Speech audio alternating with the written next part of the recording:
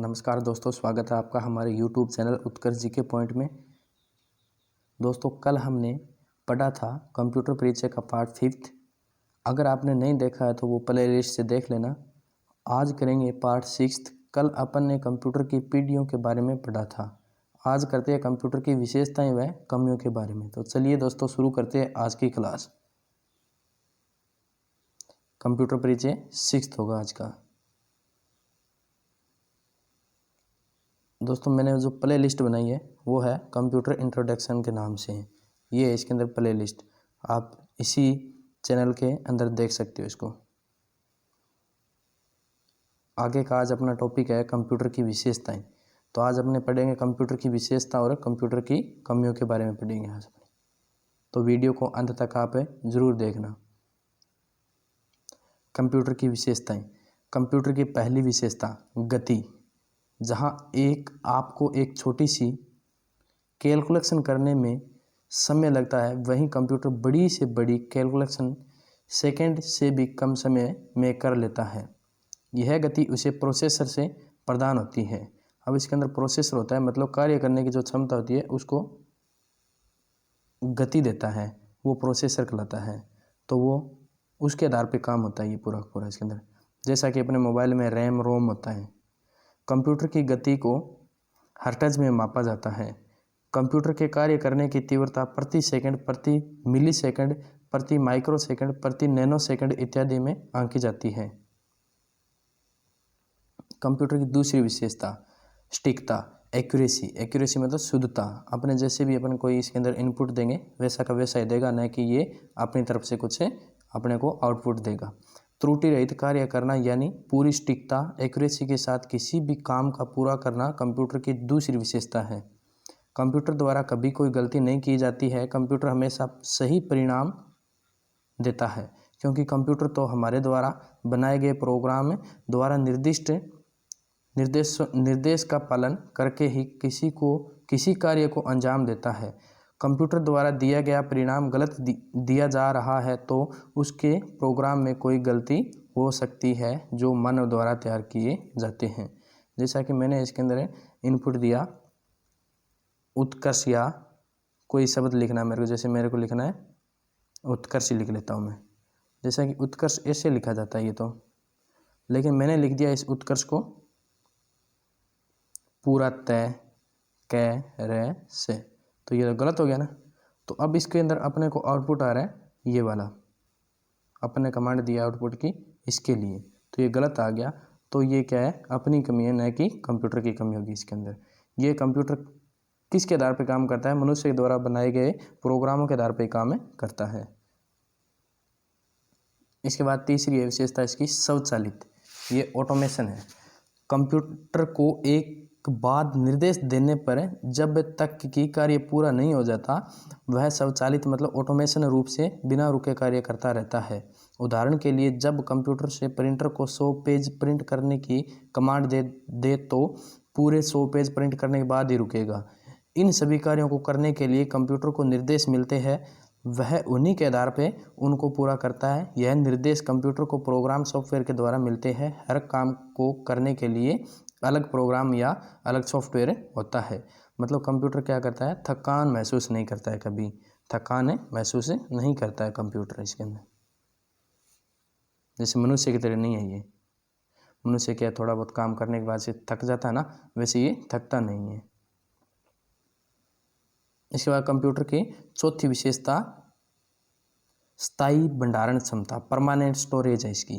Computer में प्रयुक्त memory को डाटा, सूचना और निर्देशों के स्थायी भंडारण के लिए प्रयोग किया जाता है। चूंकि कंप्यूटर में सूचनाएं इलेक्ट्रॉनिक तरीके से संग्रहित की जाती है, अतः सूचना के समाप्त होने की संभावना कम रहती है।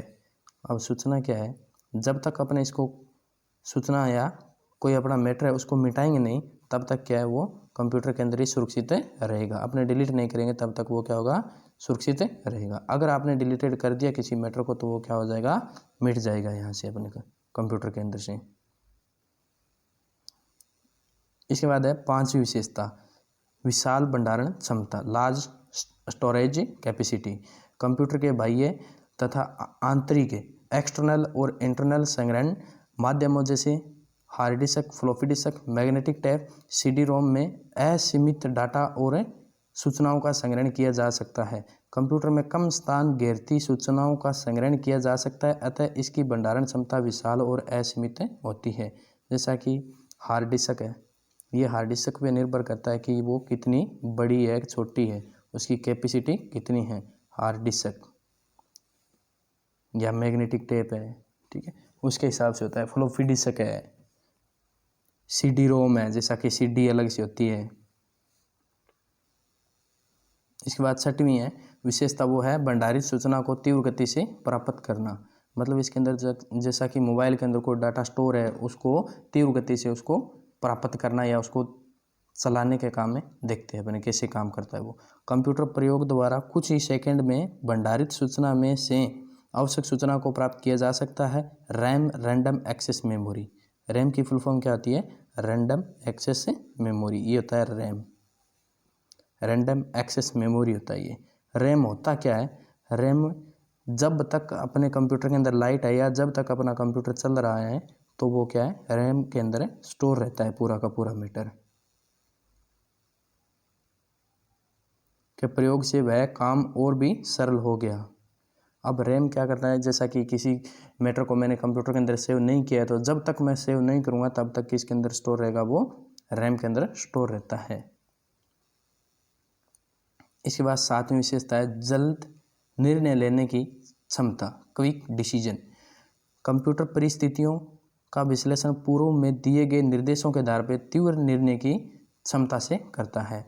कंप्यूटर को अपने कोई, जैसा कि मेरे को कुछ काम करवाना है तो उसके लिए मैं क्या करूँगा? प्रिंट देना है मेरे को, तो उसके अंदर मैं क्या करूँगा? पहले मैंने प्रिंट लिख दिया, उसके बाद मैं क्या करूँगा? उसको कमांड दूंगा, कमांड देते हुआ तो क्या करेगा? अपने को प्रिंटर के माध्यम से आउटपुट दे देगा अपने को। इसके बाद आठवीं विशेषता है विविधता। कंप्यूटर की सहायता से विभिन्न प्रकार के कार्य संपन्न किए जा सकते हैं। आधुनिक कंप्यूटरों में अलग अलग तरह के कार्य एक साथ करने की क्षमता है।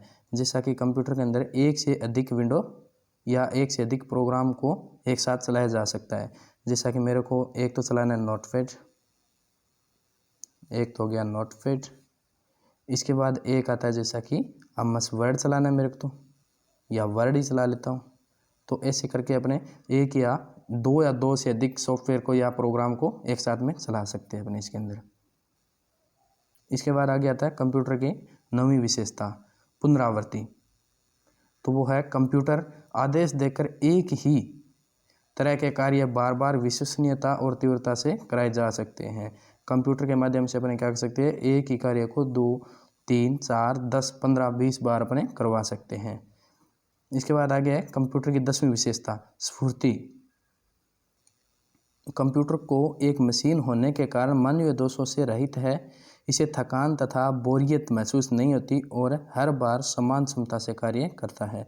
अगर कोई चला रहा है, जैसा कि बच्चा चला रहा है कंप्यूटर को, छोटा बच्चा चला रहा है या फिर कोई बड़ा व्यक्ति चला रहा है, तो वो ऐसे नहीं देखता कि ये ऐसे चला रहा है, ये ऐसे चला रहा है। जिस यूज़र ने कोई कमांड दी है उसके आधार पे वो काम करता है, कमांड के आधार पे काम करता है वो तो। इसके बाद आ गया था कंप्यूटर की 11वीं विशेषता गोपनीयता।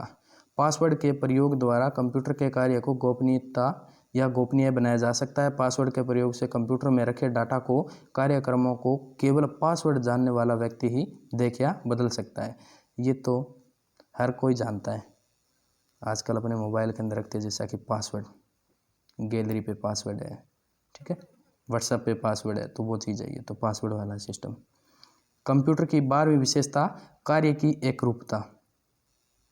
बार बार तथा लगातार एक ही कार्य करने के बावजूद कंप्यूटर के कार्य की गुणवत्ता पर कोई प्रभाव नहीं पड़ता है। कंप्यूटर के अंदर क्या है, जैसा कि किसी काम को, जैसा मैंने दिया इसको नोटपैड, मैं पूरे दिन नोटपैड चलाऊंगा तो कंप्यूटर थकेगा नहीं। कंप्यूटर ऐसे नहीं बोलेगा कि तू नोटपैड ही क्यों चला रहा है पूरे दिन। तो ये क्या है, कंप्यूटर क्या करता है? एक ही कार्य को बार बार करने में सक्षम है। कंप्यूटर की कमियां भी है। ये तो हो गई कंप्यूटर की विशेषताएं। इसके बाद आगे करते हैं अपने कंप्यूटर के अंदर कुछ कमियां भी हैं। वो कमियां हैं बुद्धिमत्ता की कमी, लैक ऑफ इंटेलिजेंस। कंप्यूटर एक मशीन है, उसमें मनुष्य के समान बुद्धिमत्ता नहीं है। यह केवल यूजर द्वारा दिए गए निर्देशों का पालन करता है। किसी भी स्थिति में कंप्यूटर न तो दिए गए निर्देशों से कम काम करता है और न ज़्यादा करता है। तो कंप्यूटर क्या करता है, कंप्यूटर अपने विवेक से काम नहीं करता है, ये क्या करता है, मनुष्य या यूजर के द्वारा दी गई कमांड के आधार पर काम करता है। ये अपने बौद्धिक क्षमता से काम नहीं करता है। इसके बाद सामान्य बोध की कमी। यह भी जानना जरूरी है कि कंप्यूटर कभी कोई गलती नहीं करता, लेकिन अगर यूजर उससे गलत काम लेता है तो उसे इसका सामान्य बोध यानी कॉमन सेंस नहीं होता है। अगर आपने कंप्यूटर को बताया नहीं है सीमा एक लड़की है तो वह उसे बाय डिफ़ॉल्ट लड़का ही मानेगा। उसे नाम में फ़र्क करना नहीं आता। कंप्यूटर एक बुद्धिमान मशीन नहीं है, यह सही है या गलत की पहचान नहीं कर पाती है। कंप्यूटर क्या करता है, जैसा कि मैंने इसके अंदर नाम लिख दिया, कोई एक नाम लिखा, जैसा सपोज दैट मैंने लिख दिया पूनम। तो अब पूनम क्या है, लड़कों के नाम भी होते हैं और लड़की के भी नाम होते हैं। तो कंप्यूटर डिफाइन नहीं कर पाएगा कि ये लड़का या लड़की है। इसके अंदर अपने को लिखना पड़ेगा आगे ये क्या है कि लड़का है। तो मैं अगर लड़का लिख दूंगा तो ये तो क्या मानेगा, लड़का मानेगा, अदरवाइज ये किसी भी प्रकार का परिभाषित नहीं करेगा। ये क्या मानेगा, एक सीधा और सीधा नाम ही समझेगा। कंप्यूटर क्या समझेगा, इसको सीधा और सीधा एक नाम ही समझता रहेगा। इसके बाद विद्युत पर निर्भरता। अब कंप्यूटर किस पे निर्भर है, विद्युत पे निर्भर है। जैसा कि अपन खाने पीने पे निर्भर है, वैसे ये क्या है, विद्युत पे निर्भर है।